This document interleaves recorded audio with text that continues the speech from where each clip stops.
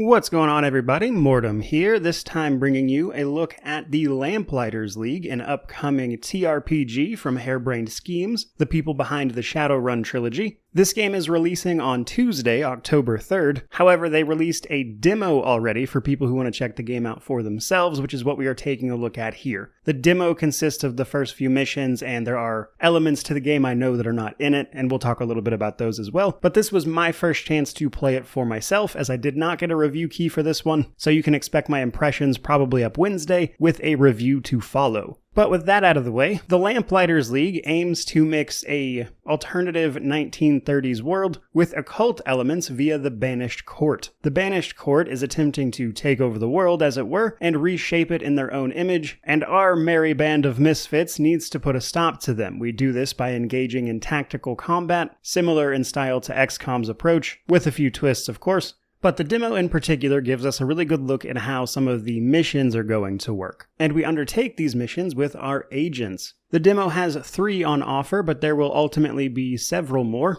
based on who you're able to recruit in a given playthrough. 3 of them are mandatory, and those are who we see in the demo, but the base game will have up to 10, and something I already don't like, as a matter of fact, is that the deluxe edition comes with an 11th character you can play the game as. At any rate, though, each of these agents has their own playstyle and abilities that you can use in both the infiltration and the combat phase. Outside of combat, we'll be able to run through a mission just in real time, using our agents to explore the environment. They come in a few different types, such as Stealth, Saboteur, or Bruiser, and each of these has infiltration-based abilities that will let them, for instance, punch through walls, sneak up behind enemies, or offer a variety of other takedown methods, such as a shock mine for Saboteur, that will allow you to take out enemies before engaging in proper combat, so you can sort of thin the herd a little bit and set yourself up for victory. The infiltration phase also has a little bit of exploration. There's side paths to explore and items to find, valuables to collect that you can then use to gain other resources to help your adventure, but a decent amount of the combat is going to come down to using the appropriate agents or your mix of agents on a given mission to take out enemies before engaging directly in combat. But this is a little bit limited. Each agent only has a set number of takedowns that they can use, and once all of those are spent, you have to engage in combat at that point. Which brings us to the combat phase. Ideally, you won't get spotted and you'll start combat yourself, at which point you'll get a sort of surprise round where you have a better chance to hit, but as soon as enemies notice you, they will all duck into cover. At which point it becomes a pretty standard 2 action point combat system, where you get a small number of action points. You can use those to move, attack twice even, etc. Very standard for these types of games, but the twist there is, of course, using all of your agents in combination with each other to set up various effects. There are even environmental things you can interact with or attack to cause explosions or set oil on fire, the usual stuff.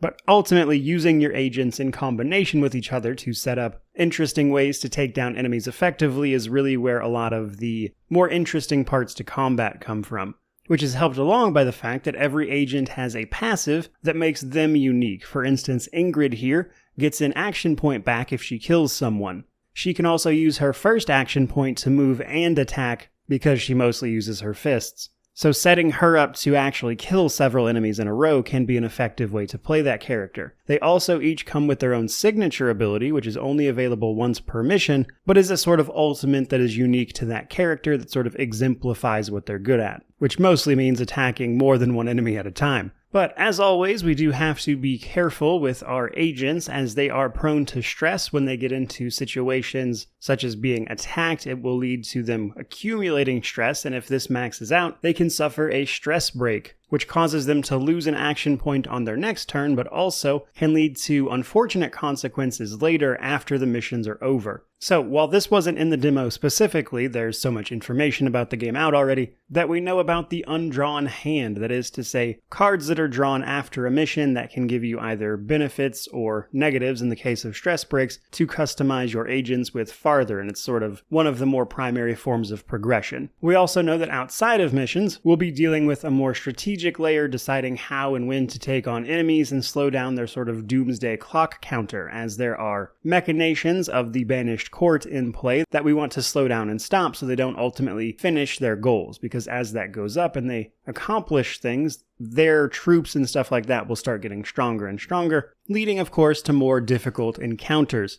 But that stuff I'll likely dive more into on my initial impressions. But as for what I have personally played, the combat feels pretty good. I like the way the infiltration works. In fact, it reminds me of a bit of a mix of something like Mutant Year Zero or the Miasma Chronicles from the Bearded Ladies, who also use that sort of infiltration that leads into turn-based combat approach, with something like XCOM's mission structure. So it certainly has potential, but even here, I do have a few reservations. As I mentioned, there's already that character locked behind the Deluxe Edition, which is just not a practice I'm a fan of at all, especially before the game is even released. And that's on top of the game itself being $50 for a base price, which is a little on the high side for this genre of games. They tend to be more in the $30, $40 range at release. And while that's not necessarily a deal breaker, it really just depends on the quality of the game, so that's the kind of thing I'll wait for a proper review to make a determination of. As for now, though, I like what I see. The gameplay feels pretty smooth. I enjoy the art style. The setting is interesting. I really enjoy sort of cult noir pulp style things, and I'm looking forward to checking out more of it, as I'm mostly curious to see how complicated the combat winds up being, if there's a lot of mechanical depth to it, or if it's all pretty surface level, that kind of thing. But I'm definitely eager to learn more for myself. That said, that's pretty much all I've got for you guys with this video. If you enjoyed it, don't forget to like, comment, subscribe, all that YouTube jazz. As I mentioned earlier, the impressions will almost certainly be up Wednesday, and then the review will likely follow afterwards, hopefully by that weekend, but we'll see. Regardless of all that though, thank you so much for watching. I really do appreciate it. May you wander in wisdom and have an amazing day.